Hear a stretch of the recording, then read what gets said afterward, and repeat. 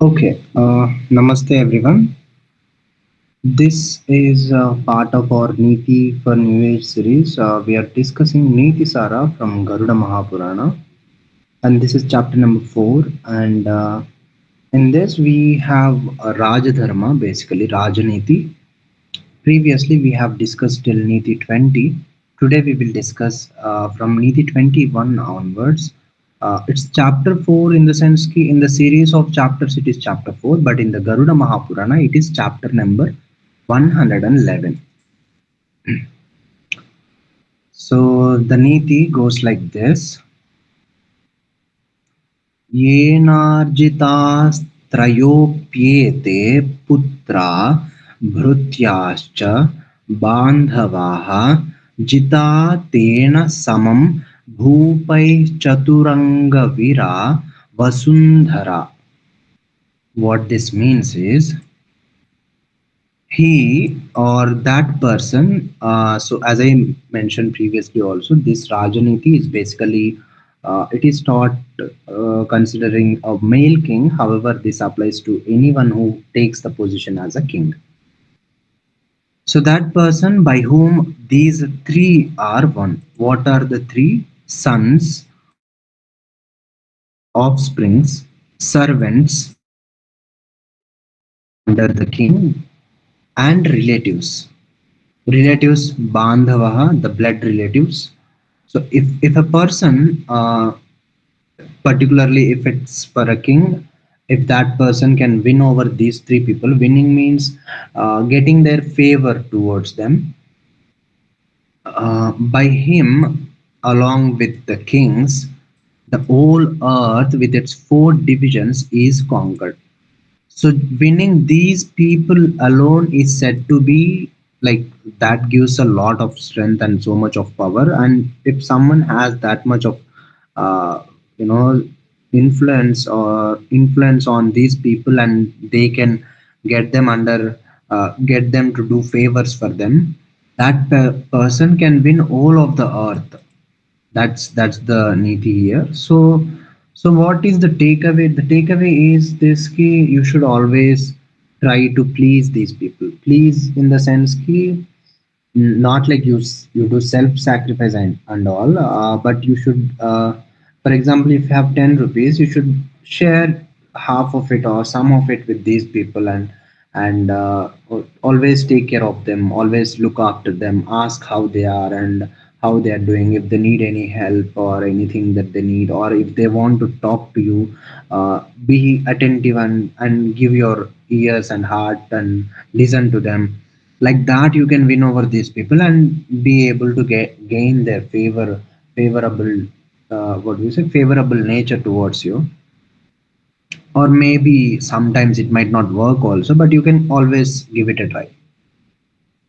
Like the dharma, basically in dharma it is said ki you should treat others as how you want yourself to be treated like.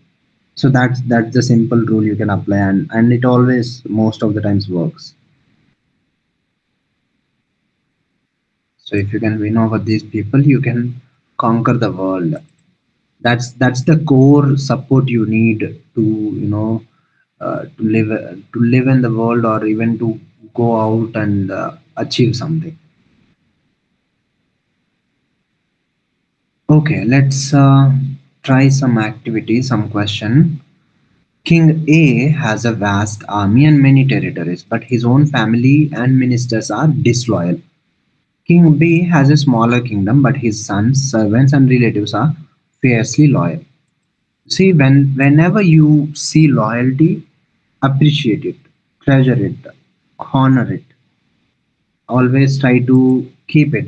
It's the only one thing that you should reward in this world, uh, in the people, is loyalty. So here, who has truly conquered the world? If your own people are not loyal to you, you can win the entire worlds, but they themselves, if they are not loyal, they'll only kill you. Once you win over the kingdoms, once you conquer the world, they'll kill you and take your position. So it's like that. So that's why it's important to conquer your own people. So here, King B is the one who has conquered the world. I mean, who has that conquering power also, potential also, because their own inner circle is loyal to them. You can look at your own inner kingdom, like you yourself as a king, you can assume, and then see in your own circle, like it could be your family, or it could be your own project members or team members, or you might be some administrator or someone in a leadership position. So look after your own people and how they are doing, and whether they are loyal to you, they like you, they have that know what liking towards you. If there is anything that you need from them, will they be willing to do it just because you asked and not because there's an extra favor behind it. So try to win people's heart. I think that's the niti here. That's what you should take away. And how will you earn the loyalty of your servants? Just treat them well. A simple hello and how they are doing, and a proper guidance on their work. And yeah, other things will also come in the nitis, coming nitis, how to treat them also. We'll discuss that also. And your relatives. So do not think of your relatives as enemies. So basically, relatives are said to be one of the natural friends because of the shared genes. It is assumed ki the relatives, they will always somehow they'll be there for you if you are in trouble. So try to be good with the relatives and be try to build relationships, invite them for a festival, have lunch, have dinner, celebrate together, go on a trip. So all these things you can try. You can add this and you can write down and save it for yourself. Like if you add, and then you can download it. This is a feature you can always come back, and whenever you learn something, whenever you do something that is related to a particular niti, you can save it and have a no record of it.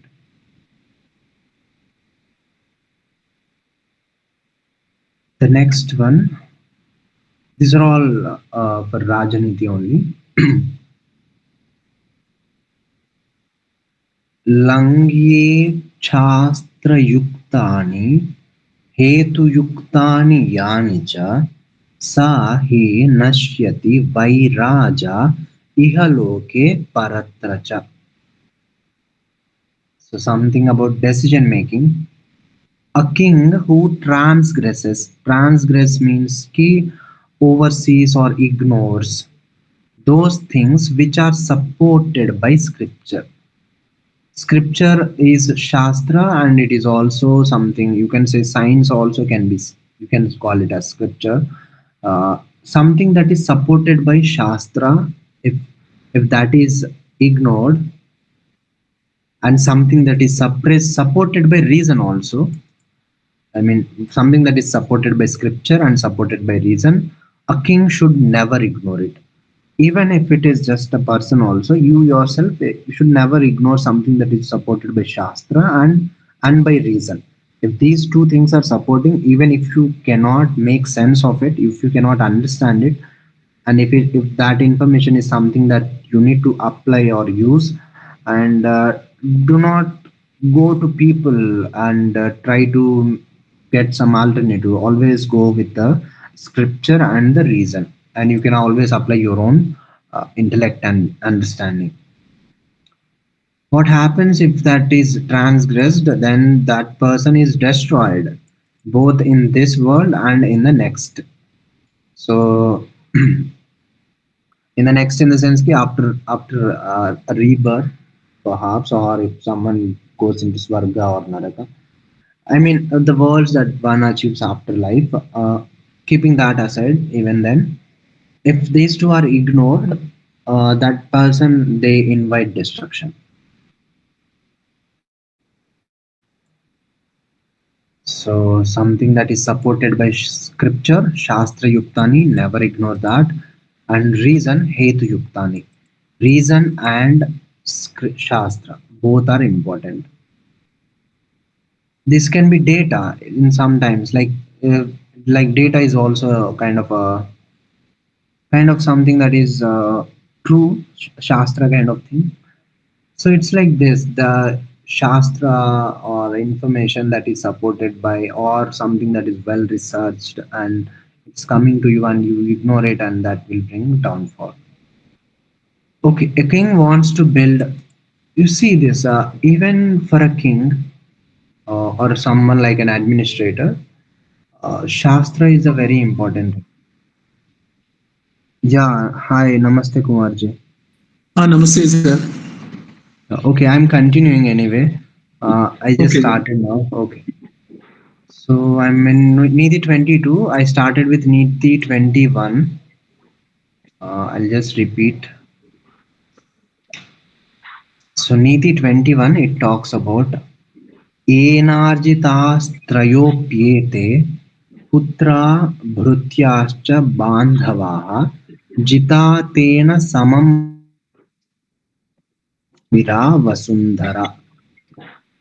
So it's talking about three things that a king should win or conquer or bring them under his own influence or their own influence in order to like this is equate, like if these three things are brought under influence, that means key that that person has conquered the world itself. So that is the level of importance given, and those three things are sons or offsprings, children, servants, whoever works under that king or person or administrator or leader, any person, and relatives, blood relatives, basically someone related by blood, someone who shares a similar same ancestor or something like that. So these three people should be won over. I mean, some with some trick or gift or by samadana bheda danda somehow uh, make sure on try to win over these people and try not to make enemies with them. By doing so, that is equated with conquering the world itself. So regarding that, there is an inner guide you can try, like you can see how you can earn the loyalty of your. So it's about valuing the loyalty. Wherever you find loyalty, try to value it and try to hold it. Try to also, if you don't find, also try to cultivate loyalty from people that are there around you. And that is possible by being human and not by performance.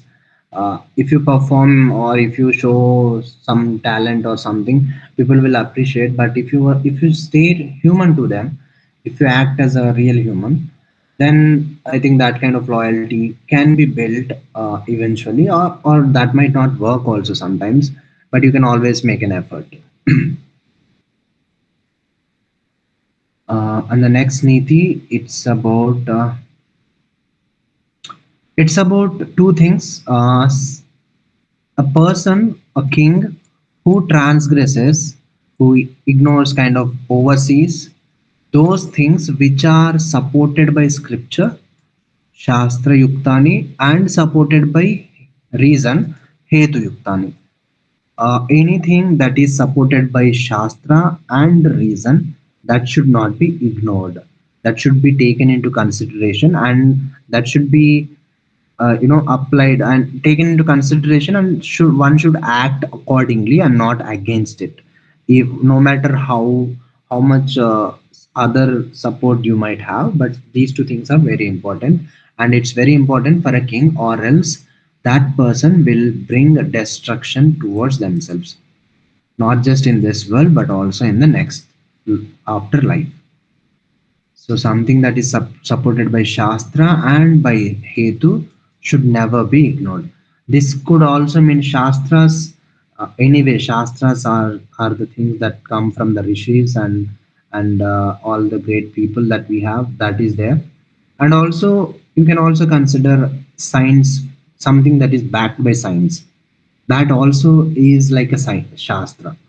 So these things should not be ignored. And when there is a conflict between science and the shastra, then it's better to go with the shastra because it comes from a rishi, and rishi speaks from a greater level of intellect. Okay, a question. A king wants to build a lavish palace. It is against the principles of fiscal responsibility. It's basically going against the Shastra. Like people often oversee these things, policies and all. Like if they want to build a mall or something, and they like if they might try to build more than what the land can support and what the Shastra supports, what the engineers will support, and somehow get the signatures and somehow build it, and eventually that falls. Like we have seen a bridge falling in Bihar also. We have seen even the bridge falling in the airport also. These things happen when people go against the Shastra. Here the Shastra is the science of engineering basically. So for petty greedy reasons, never go against Shastra, and that will bring destruction.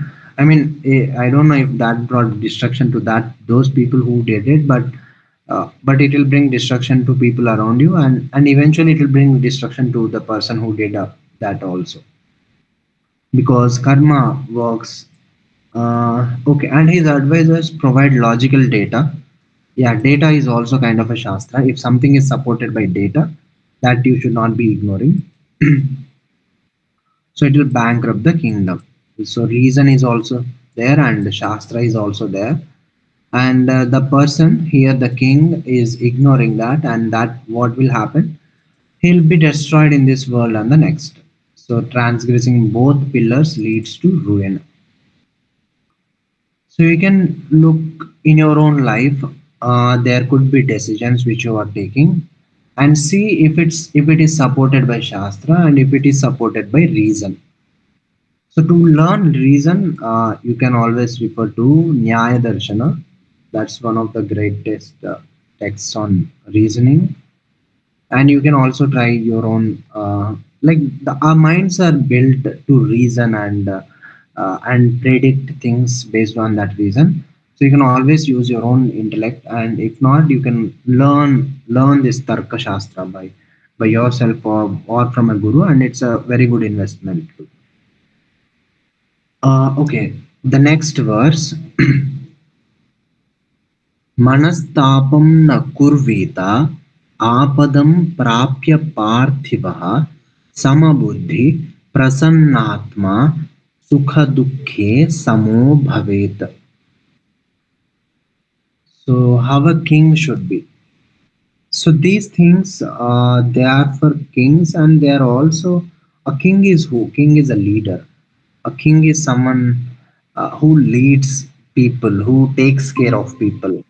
So if you're whether so even though this is all Rajaniti, this applies to leaders, this applies to people who are leading a family, a small project, or even someone who is leading their own self. So a person having encountered calamity, some kind of adversity, trouble, should not give way to mental anguish. So whenever we feel some kind of trouble, it's natural for us to feel low, and even have lot of negative thoughts. But one should observe them and should not give away themselves. In those times, one should be even-minded, meaning even-minded in the sense that they should not be. They should consider sukha dukkha equally, kind of thing. See it as some kind of fate done thing. Like you will reason it. It's not like you don't reason how things have happened, but you don't get pulled away by that. You should be cheerful. A leader should be cheerful even in the times of calamities. That's like, because if the leader is cheerful, if the leader is energetic, then only the entire team will be energetic and get their strength from the leader's cheerfulness. So a leader should be cheerful and equal in happiness and sorrow. So this is that sthita pragnata that Bhagavad Gita talks about, and this is something that comes at many places. This is the quality of a pandita also.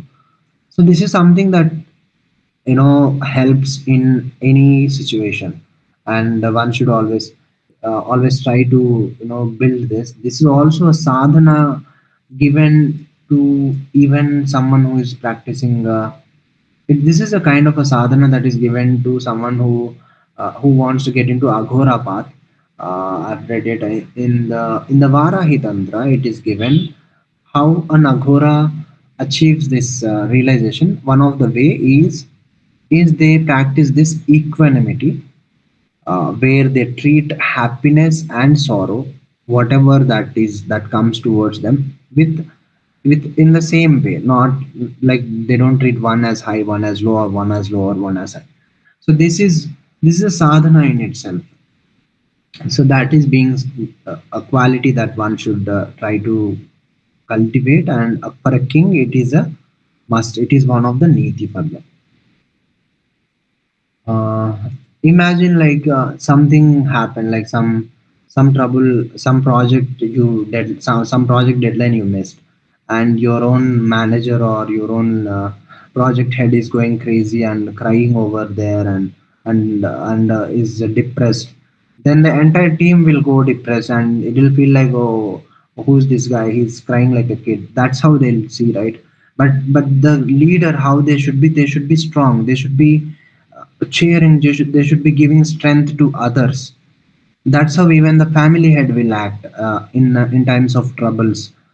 So a leader or someone who is leading people should never lose their cool. That's what it actually means to be having samabuddhi. A ship's captain's vessel is caught in a terrible storm. Yeah, again, this is something that happened in during. If you have seen the Titanic movie, also, if you see the captain and some of the people, they don't panic. They stay strong, and they make sure all the children, women, and the people are safely moved out of the ship. So they show that kind of leadership. So if being a leader, being a captain of the ship means you got all that strength to hold on to all the troubles, and also all kinds of happy events also, because happiness also can make you slip away from the reasoning and the truth.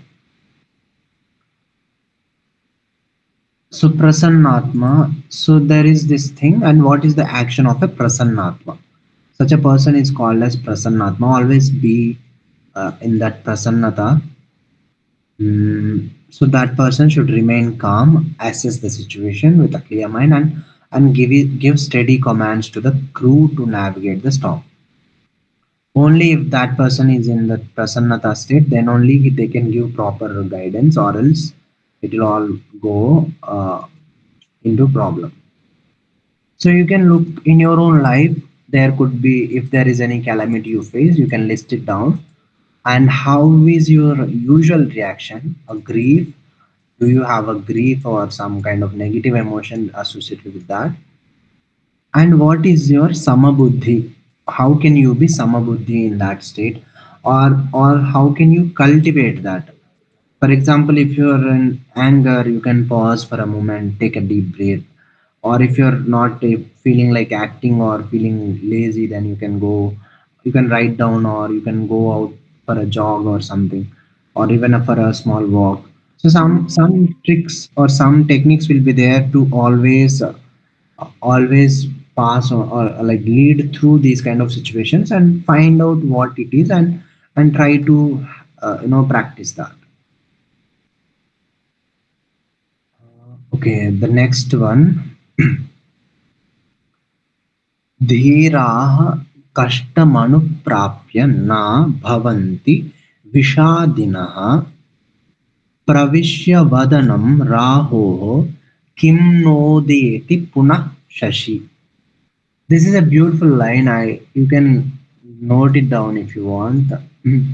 Pravishya vadanam rahoho kim nodeti punah shashi. Even after getting covered, his face, like his face covered by Rahu, uh, the moon will still come out, right? He will still rise back, and the Purnima will come, all the phases will come.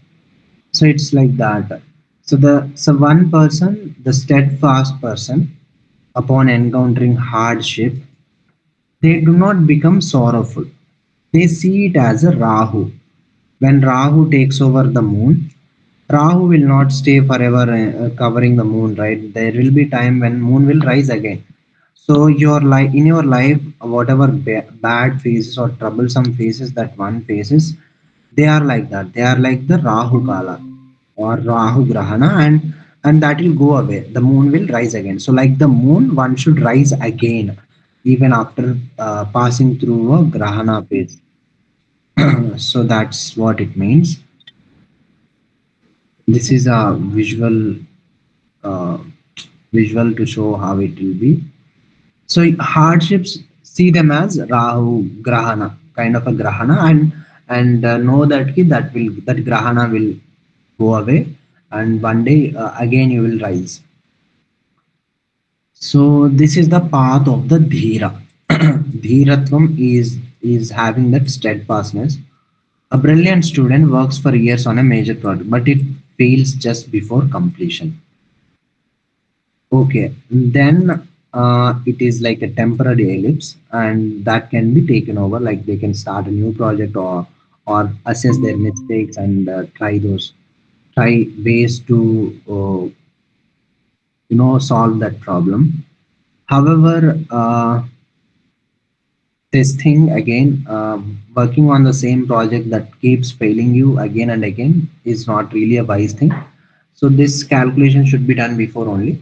Even then, if something fails, then the assessment and all can be done, and one should try to make it successful by some remedies.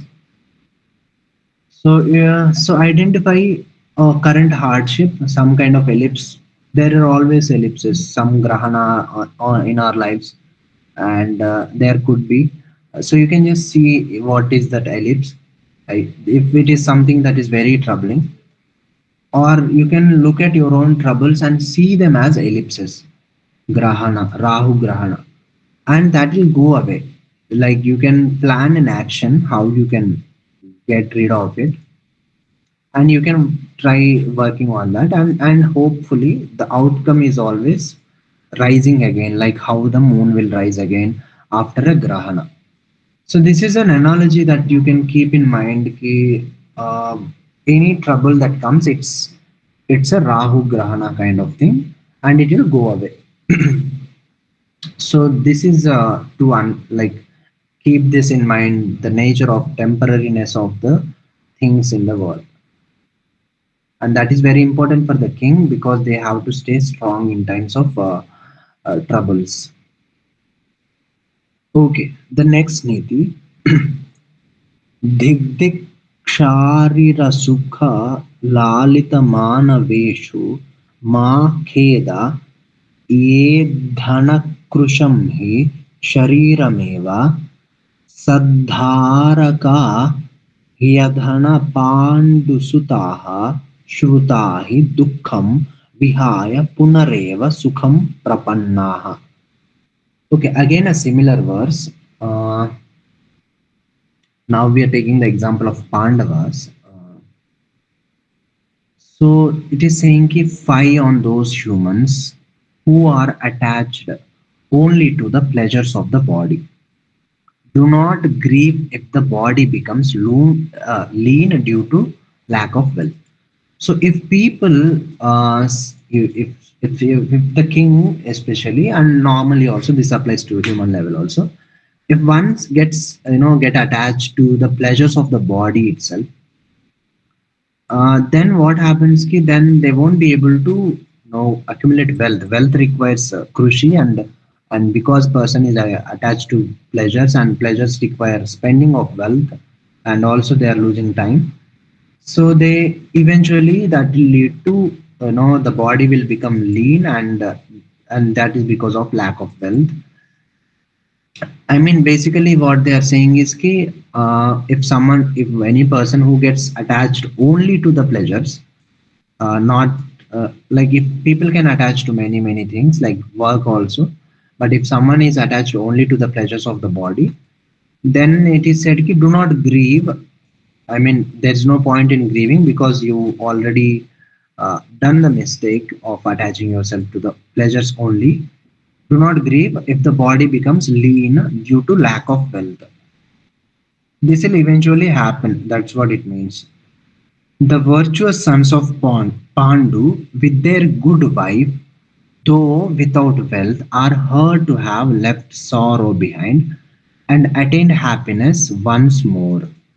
Because the Pandus, the sons of Pandu, Pandavas, they had, I mean, there was a time when Pandavas didn't had kingdom, no wealth also. They were even have struggling to have even food also. But still, because they were not attached to the pleasures of the body only, and they were always striving to, get better and always doing the tapas, even in the vanavasa and all, they attained the happiness once again.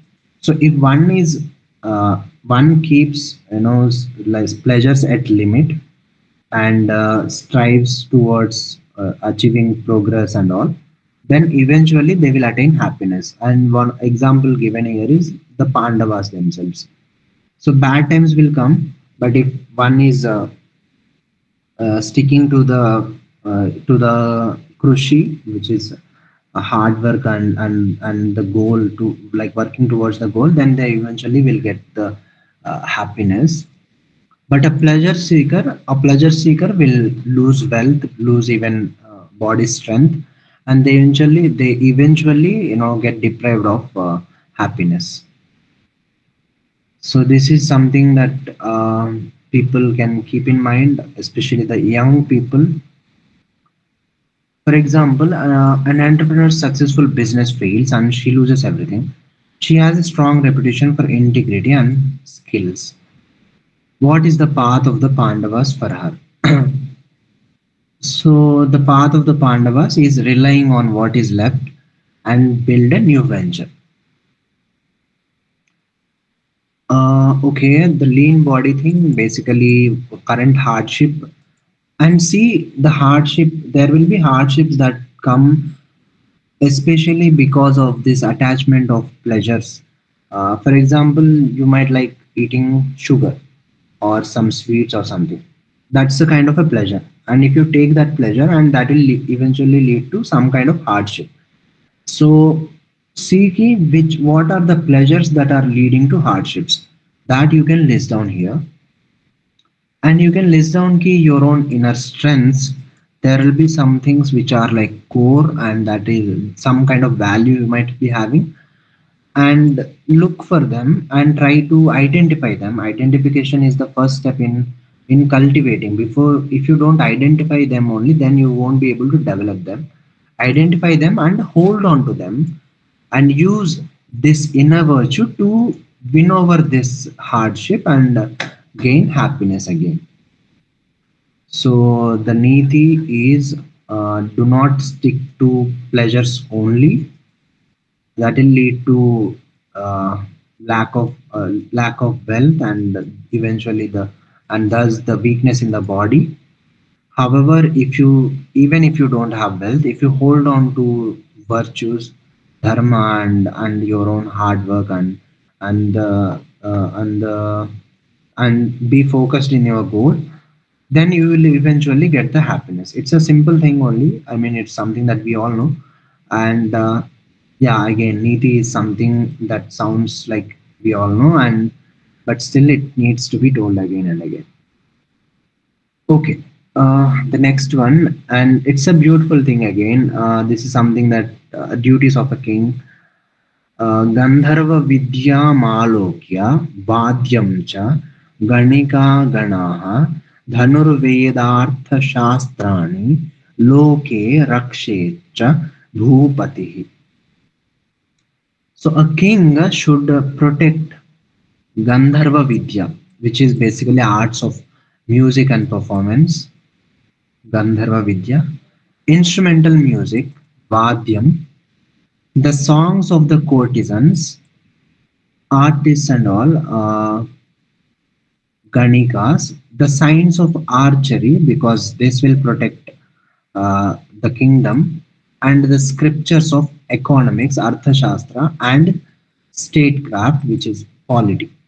So these things should be protected by a king. The king should actively take interest and make an effort to preserve these things. But we don't really see government involving in preserving arts. I mean, yeah, it does sometimes, but at a large scale, we don't see government producing movies or something like that. But that is something that I think government should do. Like, yeah, not just movies, having grand level uh, these arts, like preserving artworks. At some level they do, but not really on a greater level. For example, in our own regions in Andhra, and so many art forms, they're just dying. They're not even appreciated. They're not supported. So such things happen. But if the king is educated in Rajaniti, I think they'll take care of them.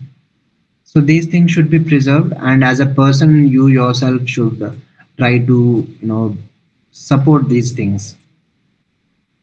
Gandharva Vidya, instrumental music, courtesans, archery, economics, and statecraft. These are something that are like very natural subjects that one should learn also. Apart from archery, may be difficult. Some kind of martial art one can learn. Songs people can learn and sing and have some. These are all entertainment. So these things come into this. So all these, whatever the king maintains, it all comes into three purusharthas or four. The purusharthas, dharma, artha, kama, moksha, and this will come into the kama aspect, and this will come into dharma, and this will come into artha aspect. So how beautifully they are placed. So this is something on an individual level also you can try, and even in an organization also, they should always try to have some kind of activities related to this, and also educate their own people about money and all, help them become fit and strong. Okay, city is facing a budget shortfall. The mayor needs to make cuts. So, where, according to the verse, which of these is the least wise area to cut funding from? So, city decorations and celebratory events, administrative travel expenses, public libraries, arts program, police training. Oh, this is important. This is also important. I think this. Uh, okay, this is incorrect. Okay, I think it is administrative travel expenses. Yeah, okay. Just reload. Let me see.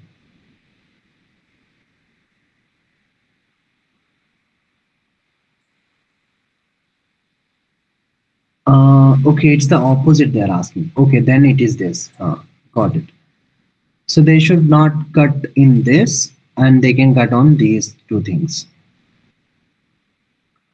Okay, next, you can see in your own life, in your own family also, how much you appreciate art and music, and the sciences of Ardhashastra or even polity, all those things. If not, you can try to preserve it somehow, try to make an effort to. For example, if there's a person who sings in your own family, make sure you encourage them and support them and let them sing. Or you, if you yourself are someone who carries these artwork, these forms, try try not to kill them because of your busy life and all. Try to preserve them and cultivate them. So you can list them down in your own life, or in your own family, or in your own organization, and try to see what you can do to preserve them.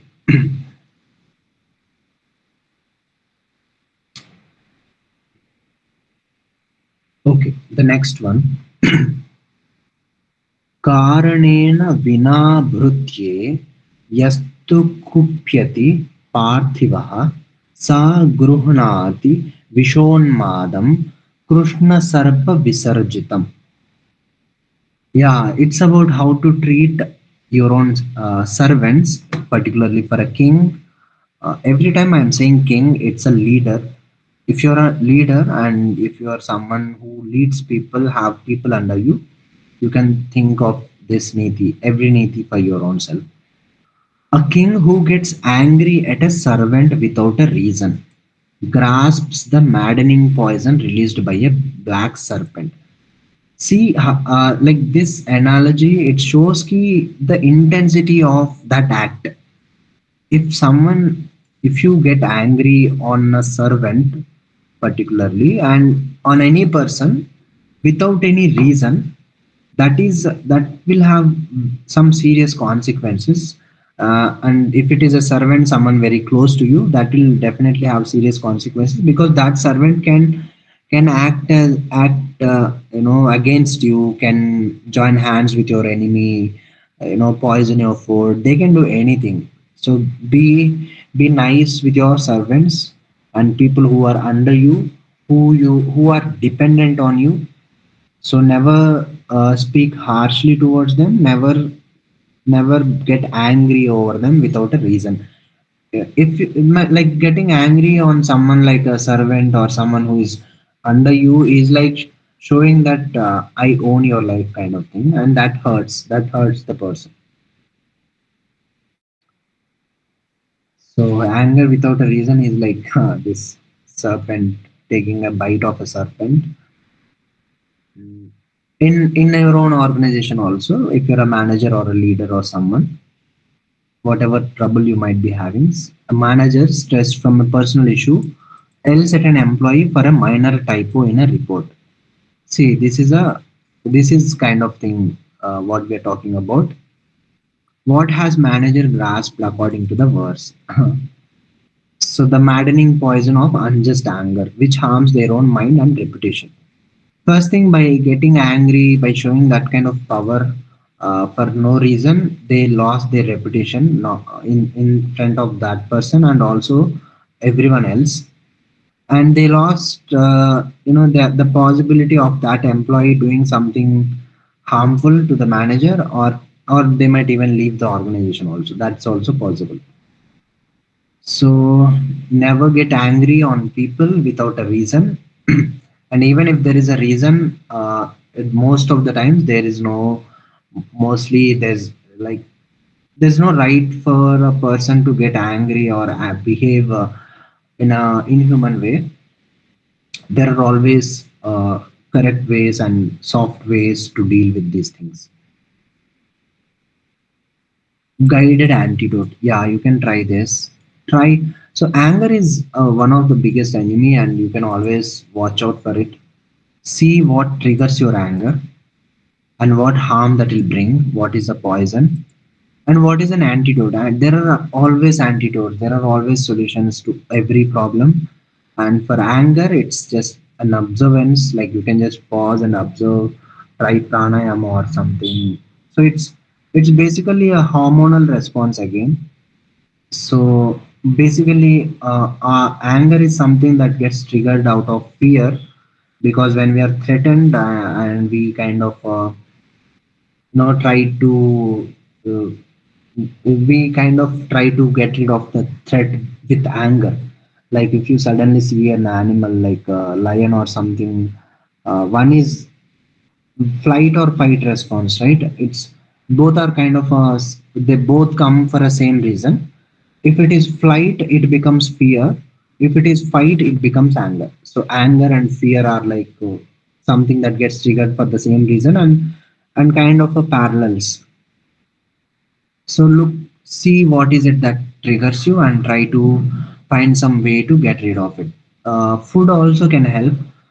Taking sattvic food, sattvic in the sense sweet, nourishing, and calming foods, that will also help.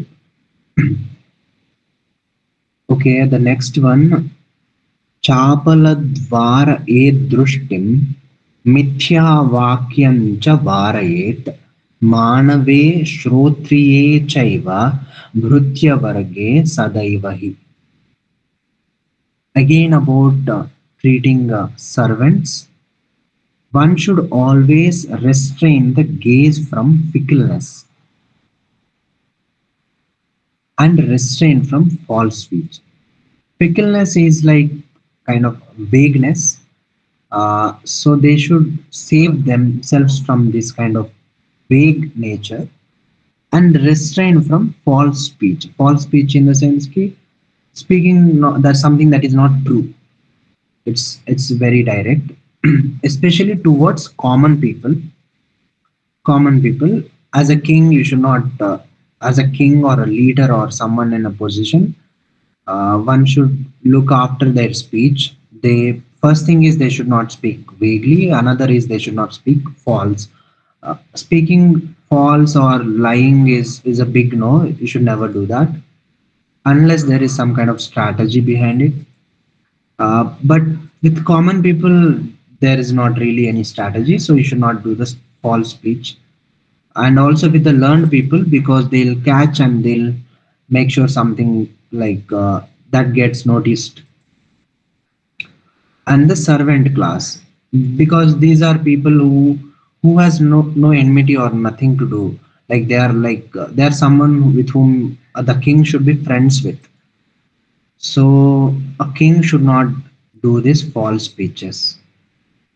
King in the sense politicians, administrators, again these false speeches, we often hear these false promises also, which are kind of troublesome. Like people actually react to that, and people bring people down, politicians down from their power when they fail to deliver the results, when they give these false speeches. That gets noticed no matter how much one can know sugarcoat it. The falseness or the lie, it always comes out somehow.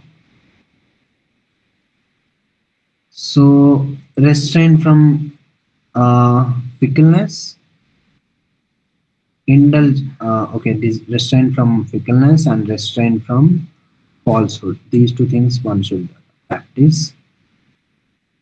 A leader must be truthful and respectful. Yeah, that's the universal. According to the verse, towards whom must this conduct be practiced?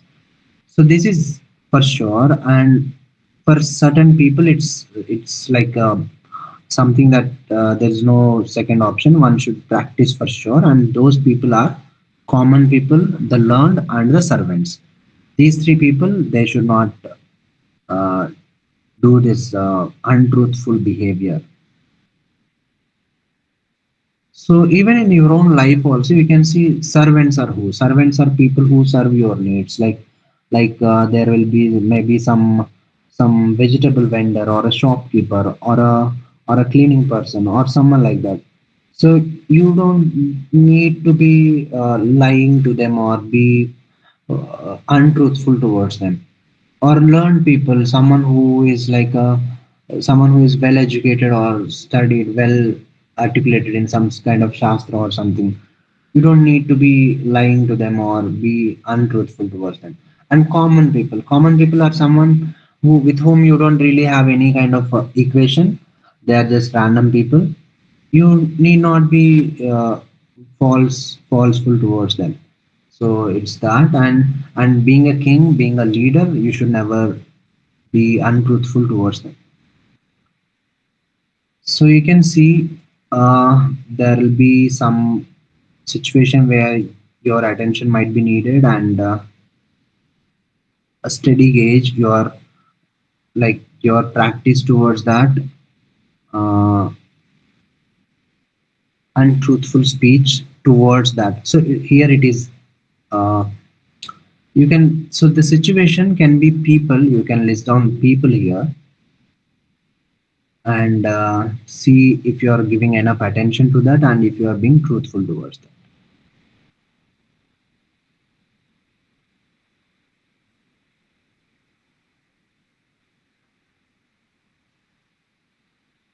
Okay, the next one. लीलां करोति यो राजा भृत्य स्वजन गर्हितः शासने सर्वदा क्षिप्रं रिपुभिः परिभूयते. Okay, a king who acts frivolously, being proud of his servants and relatives, is always quickly overcome by his enemies in matters of governance. So all these things, one thing if you notice, for a king should be a Jitendriya. There should be someone who has won over all these kinds of like flattery or some kind of triggers that will distract people from truth or the right kind of action. All these things a king should be already won over them. Kind of being a king is also like being a rishi only. A king who acts frivolously and is also being proud of their servants and relatives, they will be taken over by enemies in matters of governance. That will happen. Anything like being proud means what? Being having that raga, a lot of raga towards them. So that will anyway like bring down because they can use their servants or relatives. So if there is this proud towards some person that is not in your influence, outside person or some object, if that is broken or some that is taken away from you or some that is made to act against you, that will break the person themselves. So that is the reason any kind of raga towards raga or attachment acts that are coming from attachment, if it is there, that person is easy to win over. Okay, acting frivolously and governing. Acting frivolously will take like will bring downfall, and also having pride of his servants and relatives is all will also bring downfall. An example: a startup founder, proud of her brilliant team, begins to neglect the core business. She spends more time giving celebratory speeches, and yeah, this is what happens, right? When you are proud of people, you will start giving celebratory speeches and be willing to do something more than just what you should be doing towards them. Planning parties, like planning parties, then analyzing the growing competition. So that will distract. Once something related to moha or some kind of negative, some internal enemy has risen inside the heart, that will eventually bring some kind of trouble. That is for sure. So what will happen? The competitors will take advantage, and also if you see for a king should always be alert. Even if they take away their eye for a moment, also there will be some kind of trouble because enemies are always waiting to uh, take over the kingdom. Even in current times also, if we see India somehow is stable and strong. However, we know for sure ki this our neighboring countries Pakistan and China, they are always waiting to do some kind of trouble to us and try to take over whenever it's possible. So imagine what happens if a soldier in the border sleeps and forgets their duty. It can bring some kind of damage. So it's like that. Reflect on the balance between pride and vigilance in your own leadership. You can see a source of pride. What is it that brings pride in your own self? And the distraction. And what is it that you can do to govern it seriously? It doesn't mean ki you don't feel proud about your teams and all. It is just it's always in limits. It's always something that will not make you go away from your own duties. As long as anything that does not take you away from your duties, it's always good. If it takes away from your duties, then it's something harmful. The next niti. हुंकारं भ्रुकुटिं नैव सदा कुर्वीत पार्थिवः विना दोषेण यो भृत्यान् राजा शास्ति च लीलासुखानि भोग्यानि त्यजेदिह महीपतिः. So a king should not always make sounds of disapproval or frown. Yeah, this is also lesson for a leader also. uh, you should not say no always. Like if let's say you get a request from your employee, or someone who needs your permission, or someone who needs an approval from you for some task or something, try not to say a direct no in the first place. Try not to say no at all.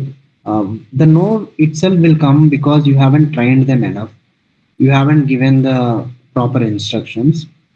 There is these kind of things that are reasons for that, and there will be reasons from the employee or the worker side itself. Maybe they didn't do it fully, but even then try not to give disapproval, and try to frame it in a way that it sounds positive.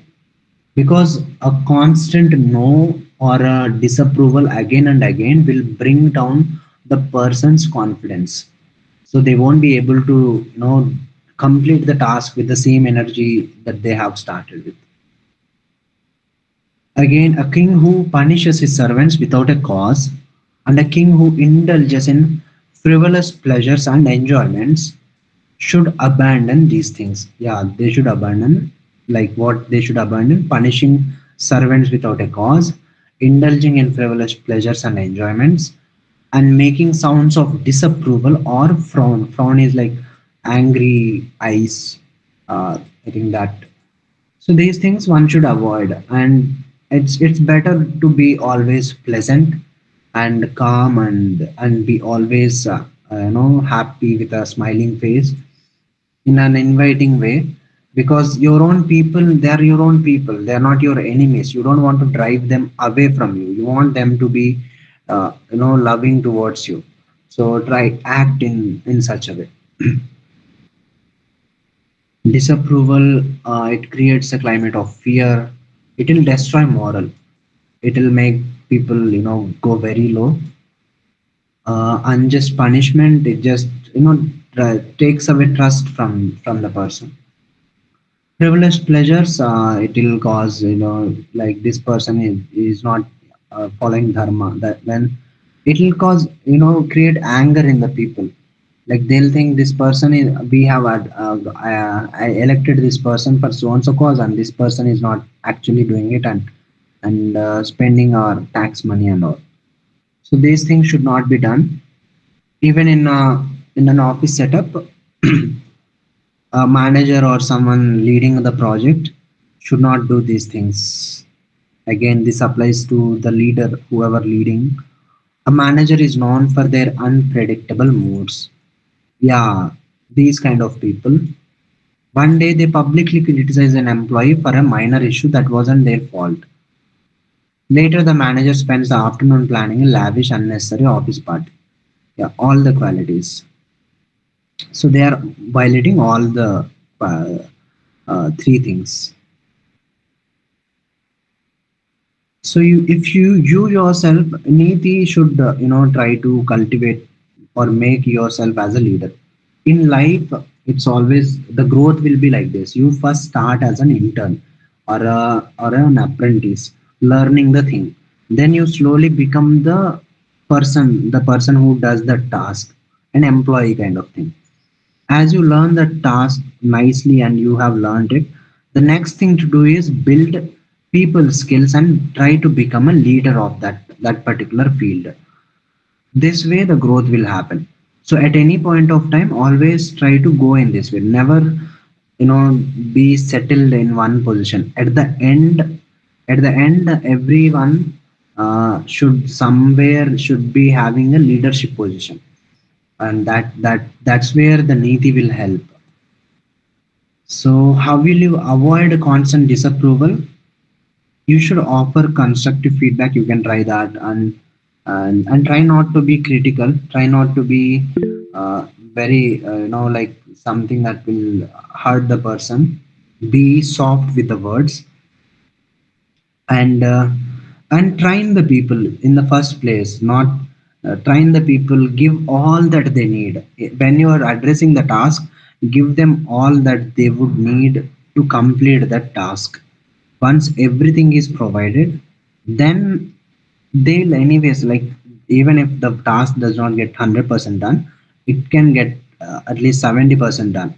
So so if the instructions are very clear, whether it is about task or even about permissions, what permissions can be asked and what is not allowed, everything, if it is all clear, then there will be a very, nice and progressive environment. Or else it will be troublesome. People will always be in confusion. What, how the manager will be, we don't know, and what they will approve, we don't know, and all that. So yeah, don't give your employees an opportunity to gossip about you. So how will you ensure? You can always see how you can do that, how you can avoid frivolity in duty. So always prioritize duty over everything else.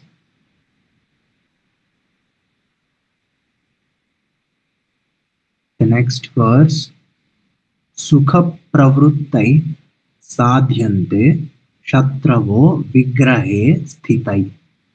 Vigraha is one of the Shadgunas. Vigraha is to attack, basically.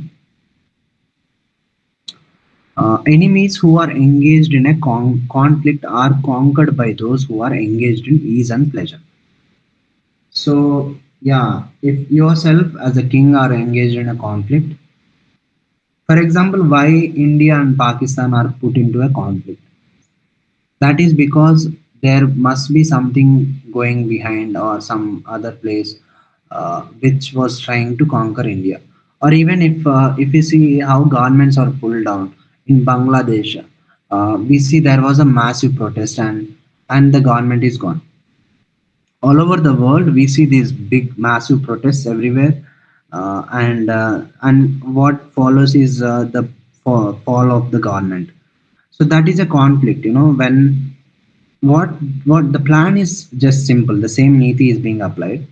The country is put into some kind of conflict, and then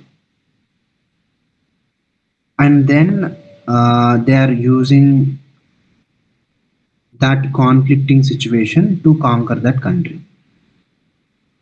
So you can see this. So who will conquer them? The person, the country which is engaged in ease and pleasure. Someone who don't have the trouble. So try to be at ease all the time. Two companies are in a fierce price war. Company A CEO constantly talks to the press about the battle and looks stressed. Company B CEO calmly launches. So the person who is calm, they will win. So the company B CEO, by demonstrating prosperity and confidence, they can demoralize the enemy. So this is where the practices of yoga and pranayama can help to keep yourself calm. You can apply this same strategy. So first thing is, if you can identify your own enemies, keep them in a trouble, like keep them engaged in some kind of obstacle or challenge. See how they are struggling, and in that struggle, when the enemy is struggling or in some kind of trouble or some kind of challenge they are facing, that is the time to attack. Actually, that is vigraha, basically. So you can try your own easeful strategy for that. This, when you're into king and all that, even in your daily life also, you can try this. uh, Not to kill or something, just to get rid of enemies and enmity and all. Okay, the next one, उद्योगः साहसं धैर्यं बुद्धिः शक्तिः पराक्रमः. Okay, these are the qualities that are being said. उद्योगः साहसं धैर्यं बुद्धिः शक्तिः पराक्रमः. षड्विधे यस्य उत्साहस्तस्य देवो अपि शङ्कते. So industry, udyoga is basically the ability to work hard, kind of, or having a way, like having a way to make money out of, or provide value. to world and get an exchange for that. Courage, a very important quality. Courage is sahasam, dhairya, and patience, intelligence, strength, and valor. So a person who has enthusiasm in these six, enthusiasm in the sense, that active uh, will to pursue these things, they can, even the gods are wary of. It means they, even the gods will not trouble them. So one should always try to achieve these things somehow. For industry, for you, udyoga, you can try some professional skill, learning some kind of that. Courage, by constantly facing your own fears. Patience, by trying activities that require patience. For example, cooking, which will take some time to get the fruits. So patience can also be practiced. It can, even the simple activities like uh, pranayama, etc., can help. Intelligence require reading and also speaking, going out, learning things, be attentive and all that. Strength, through workouts like even Kalaripaya 2 and other things. And valor is again something like courage, the application of strength. If you have strength, all these things you should have that valor to put them into practice.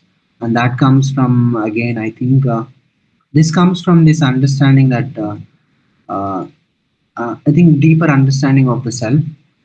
So if you have an enthusiasm towards these six, even gods, they won't, trouble you. I mean, gods won't trouble you generally, but yeah, it's like just an analogy being given. Even gods won't be able to trouble that person. So try all these things.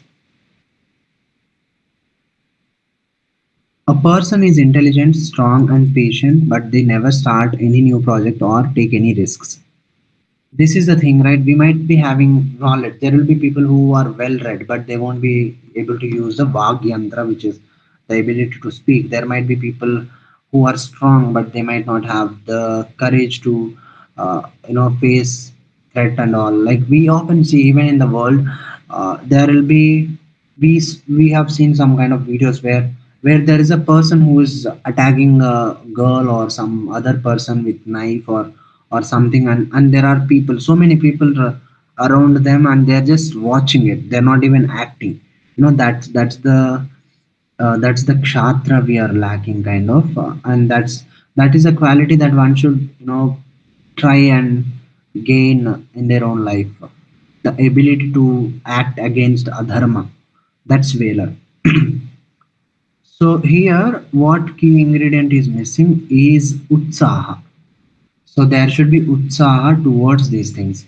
Never lose enthusiasm, no matter what.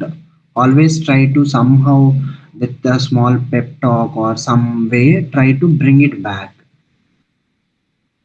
You can do your own analysis and try to work on them. And the last one in the Rajaniti, उद्योगेन कृते कार्ये सिद्धिर्यस्य न विद्यते दैवं तस्य प्रमाणं हि कर्तव्यं पौरुषं सदा. So daivam, one of the meanings of daivam is fate also. Fate. Okay, when a task undertaken with effort, let's say something is undertaken and we have done all our best, and it does not meet with success. If it does not meet with success, then the reason is fate only and nothing else, because the effort is given. However, one's own human effort must always be performed. So no matter the results of an action, again, it depends on many variables, and one of which is also fate. So one should not be, again, the karmanya vadhikaraste kind of a line. One should give their 100%. That is that one should do. And and wait for the results and see if it can give the results. If it does not give results, then you can blame it on the fate. So human effort should always be given. Mm, like a farmer's thing, a farmer works diligently all season, preparing the soil, sowing the best seeds just before the harvest. An unexpected drought destroys the crop. So what is the wise? So what is it also means ki you have done all that you have done and you're not able to find a reason why something has failed. Then assume it, and it is like this is the reason also, true reason also. The reason is just fate. Some things does not happen because of fate, and that's okay. You should not be worried about it. My effort was my duty. The outcome was due to fate. So next time you can try better. So certain things we cannot do anything, and that certain thing is the fate itself. So in your own life, you can see a task that you have undertook. What is the human effort that you can give? The fate which you cannot control. There could be things that you cannot control. If you can identify them in the first place, and maybe you can account for that also, for fate also sometimes. That is through this, the puja and all we do, right? Even for ISRO's rockets, they go to the temple and get the puja done. So that is to make sure in the end all our efforts do not go in ruin because of fate.